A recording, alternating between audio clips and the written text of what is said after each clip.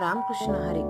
मस्त तुपातली खुसखुशीत अशी करंजी. त्यासाठी 2 वाटी रवा स्वच्छ चाळून घेतला. त्यामध्ये एक मोठा चमचा कडकडीत तुपाचे मोहन घालून घेतले आणि थोडंसं पाणी घालून हे पीठ चांगलं मळून घेतलं. त्यानंतर हे पीठ 4 ते 5 तास भिजून दिलं. भिजल्यानंतर खलबत्त्यामध्ये थोडंसं कुटून घेतलं. त्यानंतर त्याच्या लाट्या तयार करून घेतल्या. त्याच्या 3 लाट्या लाटल्या.